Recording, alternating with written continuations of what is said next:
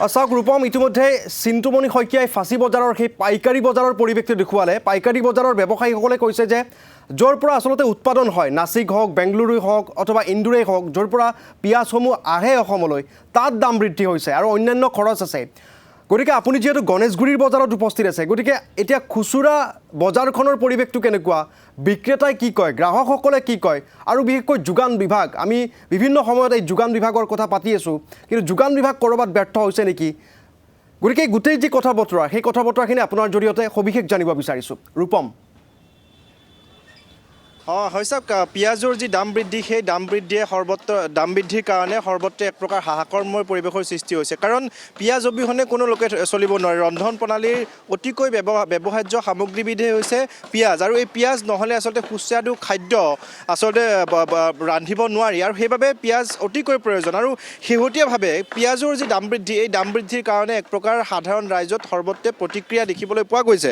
কাৰণ পিঁয়াজ যিহেতু দাম বৃদ্ধি হৈছে, দাম বৃদ্ধি হোৱাৰ লগে লগে বিক্ৰেতাসকলে বিশেষকৈ তেওঁলোকে আপত্তি দৰ্শাইছে। কাৰণ নাছিকৰ পৰা অহা যিটো ৰঙা পিঁয়াজ, সেই ৰঙা পিঁয়াজৰ দাম ইতিমধ্যে আমাৰ সাংবাদিক চিন্তুমণি শইকীয়াই কৈছে যে 55 পৰা 60 টকা খুচুৰা ব্যৱসায়ীসকলে বিক্ৰী কৰিব লাগে, আৰু পাইকাৰী যিসকল ব্যৱসায়ী, সেই ব্যৱসায়ীসকলে 45 পৰা 51 টকা পৰ্যন্ত তেওঁলোকে তাত বিক্ৰী কৰিবলগীয়া হৈছে। আৰু যিখিনি কথা কোৱা হৈছে যে এই দাম বৃদ্ধিৰ আঁৰত আছে যে নাছিকৰ পৰা যিহেতু পিঁয়াজখিনি আহে, তাতেই দাম বৃদ্ধি হোৱা বুলি তেওঁলোকে ক'ব বিচাৰিছে। কিন্তু আটাইতকৈ গুৰুত্বপূৰ্ণ কথাটো হ'ল, অসমৰ যোগান বিভাগে আচলতে এতিয়ালৈকে তেওঁলোকে দাম নিয়ন্ত্ৰণৰ ক্ষেত্ৰত কোনো ধৰণৰ ব্যৱস্থা গ্ৰহণ কৰিব পৰা নাই। মই খুচুৰা ব্যৱসায়ীসকলৰ পৰা পোনতে জানিবলৈ চেষ্টা কৰিম, বৰ্তমান তেওঁলোকে কিমান দামত পিঁয়াজ বিক্ৰী কৰি আছে। বৰ্তমান আপোনালোকে কিমান দামত বিক্ৰী কৰি আছে? ৰঙা পিঁয়াজ 60 টকা, বগা পিঁয়াজ 55 টকা। ৰঙাটো 60 টকা বিক্ৰী কৰি আছে। দাম বৃদ্ধি কিয় হৈছে গম পাইছে নেকি? নাজানো, এইটো আমি নাজানো। আপোনালোকে কিমানত ক্ৰয় কৰি আছে? আমাৰ বৰ্তমান 51, 52 কিনা আছে। মানে আপোনালোকে ফেঞ্চি বজাৰৰ পৰা ফেঞ্চি বজাৰৰ পৰা কিনো, ইয়াৰে পৰা কিনো, এই হ'লচেলৰ পৰা কিনো, সেয়ে আৰু বৰ্তমান 50, 51, 52, যাৰ যেনেকৈ কোৱালিটি সেয়ে আৰু। মানুহৰ লগত আচলতে দাম বৃদ্ধিৰ কাৰণে তৰ্ক বিতৰ্ক হয়। কিছুমান কথা হয়, কিছুমান আৰু নহয়, আৰু কি কাৰ ক'ম, এতিয়া আমি কাষ্টমাৰক সহ্য কৰিব লাগিব অলপ, সেয়ে আৰু।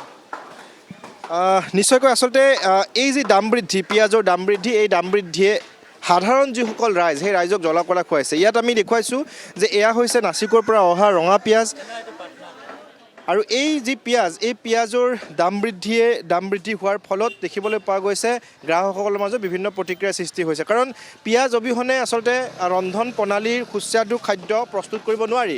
আৰু আন একাংশ আছে, তেওঁলোকৰ পৰা আমি জানিবলৈ চেষ্টা কৰিম পিঁয়াজৰ দাম বৃদ্ধি কিয় হৈছে, সেই বিষয়ে জানিবলৈ চেষ্টা কৰিম। মই আপোনাৰ ওচৰলৈ আহিছোঁ। যিহেতু পিঁয়াজৰ দাম বৃদ্ধি হৈছে, এই পিঁয়াজৰ দাম বৃদ্ধি কিয় হৈছে গম পাইছে নেকি? এতিয়া আপোনাৰ চিয়ৰ গম পোৱা নাই, কিন্তু শুনা মাত্ৰে বানপানী হৈছে না, তাৰ পৰা য'ৰ পৰা মালটো তাতে বানপানী হৈছে, সেইটোৰ কাৰণে দাম বাঢ়িছিল। কিন্তু যোৱাকালি আছিল 48, আজি 53, পাৰ কেজি আপোনাৰ 5 টকা বাঢ়িছে। আপোনাৰ বগাটো আৰু ৰঙাটো আপোনাৰ 60 টকা। কাৰণ কি কথা চিয়ৰ গম পোৱা নাই। 2 দিনৰ ভিতৰত মানে হাহাকাৰ লাগছে। ইমান দিনে 1 মাহ আগতে আছিলে আপোনাৰ 30 টকা 35 পিঁয়াজ আছিলে।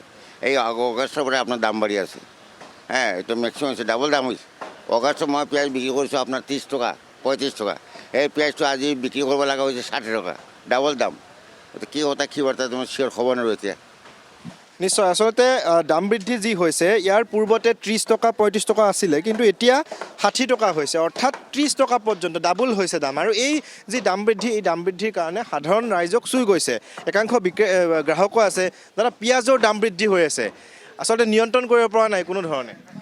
এতিয়া কি ক'ম, চৰকাৰে জানে। কাৰণ এটা কথা কি, আমি এফালৰ পৰা ক'ব গ'লে চাৰিওফালে বানপানীও হৈ আছে, গতিকে বস্তুটো প্ৰডাক্টো কম হৈ আছে, সেইটোৰ কাৰণেও হয় অলপ চলপ। সেইটো চৰকাৰকো হেৰি কৰিব লাগিব, কিন্তু তথাপিও নিয়ন্ত্ৰণটো অলপ কৰিব লাগে চৰকাৰে।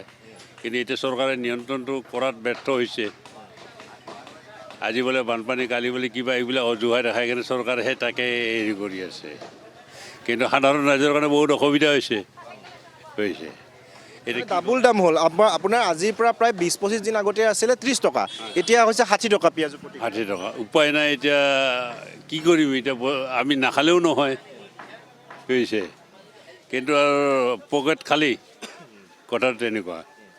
নিশ্চয় আৰু এয়াই হৈছে গ্ৰাহকৰ প্ৰতিক্ৰিয়া কাৰণ যিসমূহ অজুহাত চৰকাৰী পক্ষই দেখুৱায় সেই অজুহাতসমূহ দেখুৱাই তেওঁলোকে হাৰি যাব বিচাৰিছে অৰ্থাৎ তেওঁলোকে আভুৱা ভৰা মন্তব্য কৰা পৰিলক্ষিত হয় বিভিন্ন সময়ত কাৰণ পিঁয়াজৰ যি দাম বৃদ্ধি নাছিকৰ পৰা অহা পিঁয়াজৰ যি দাম বৃদ্ধি এই দাম বৃদ্ধিৰ আঁৰত নিশ্চয়কৈ যি চিণ্ডিকেট চক্ৰ সেই চিণ্ডিকেট চক্ৰ জড়িত হোৱাৰ কথাও ওলাই আছে আৰু সেইসমূহ কথা আচলতে কিয় ওলাই আছে আচলতে সেইসমূহ যদি চিণ্ডিকেট চক্ৰই জড়িত হৈ আছে তেতিয়াহ'লে পিঁয়াজৰ এই ধৰণে দাম বৃদ্ধি ৰোধ কৰাটো সম্ভৱ নহয় কাৰণ যিসকল বিক্ৰেতা সেই বিক্ৰেতাসকলে কৈ আছে যে প্ৰতিদিনাই 5 টকাকৈ বৃদ্ধি হৈছে কালি যিখিনি দাম আছিলে আজি 5 টকা পুনৰ বৃদ্ধি হৈছে গতিকে এই যি দাম বৃদ্ধি এই দাম বৃদ্ধিৰ কাৰণে সাধাৰণ শ্ৰেণীৰ যথেষ্ট অসুবিধা হৈছে যদিহে পিঁয়াজৰ দাম বৃদ্ধি নিয়ন্ত্ৰণ কৰা নহয় হয়তো এই ধৰণে যদি দাম বৃদ্ধি হৈ গৈ থাকে প্ৰতিদিনাই 5 টকা বা 2 টকা 3 টকা এই ধৰণে দাম বৃদ্ধি হৈ থাকে তেতিয়াহ'লে হয়তো শতকৰ ঘৰ চুব পাৰে ইয়াৰ পূৰ্বেও আমি দেখিছিলোঁ যে পিঁয়াজৰ এনেকুৱা ধৰণৰ সময়ত জ্ঞাপন কৰিছোঁ এই মুহূৰ্তত এই পৰিৱেশটো বা এই কথাখিনি আমাক জনোৱাৰ বাবে